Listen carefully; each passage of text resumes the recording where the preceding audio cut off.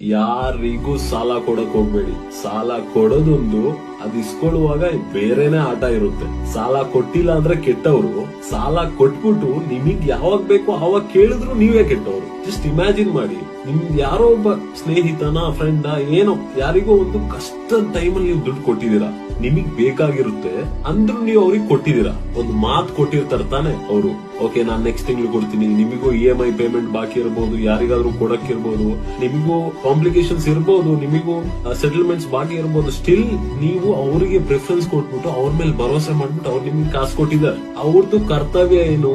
Return ಯಾವಾಗ ಕೊಡ್ಬೇಕು ಅಂತ ಹೇಳಿದಾರೆ ಅವ್ರು ಕೊಡ್ಬೇಕು ತಾನೆ. ನೀವು ಒಂದೊತ್ತು ಊಟ ಮಾಡಿಲ್ಲ ಅಂದ್ರೂ ಪರವಾಗಿಲ್ಲ, ಬಟ್ ಇಸ್ಕೊಂಡಿರೋ ಕಾಸು ಕರೆಕ್ಟ್ ಟೈಮಿಗೆ ವಾಪಸ್ ಕೊಡುವ ಮಾನವೀಯತೆ, ಮನುಷ್ಯತ್ವ ನಿಮ್ ಮನ್ಸೊಳಗಿರ್ಲಿ. ಅವ್ರು ಎಷ್ಟು ಕಷ್ಟ ಪಟ್ಬಿಟ್ಟು ನಿಮಗ್ ಕೊಟ್ಟಿದಾರೆ ಅಂತ ನಿಮಗ್ ಗೊತ್ತಿಲ್ಲ. ಅವ್ರಿಗೆ ಯಾವಾಗ ಬೇಕೋ ಆ ಟೈಮಲ್ಲಿ ಕೊಟ್ರೆ ನೀವು ಒಳ್ಳೆಯವರು. ನಾವೇ ದುಡ್ಡು ಕೊಟ್ಬಿಟ್ಟು ನಾವು ಕೊಟ್ಟಿಲ್ಲ ಅಂದ್ರೆ ನಾವು ಕೆಟ್ಟವರು, ನಾವು ಕೊಟ್ರೆ ನಾವು ಒಳ್ಳೆಯವರು. ಅದ್ ನಮ್ದೇ ದುಡ್ಡನ್ನ ನಮ್ ಟೈಮಿಗೆ ಪುನಃ ರಿಟರ್ನ್ ಕೇಳಿದ್ರೆ ನಾವು ಕೆಟ್ಟವರು. ಯಾವ ಲೆಕ್ಕ ಗುರು ಇದು?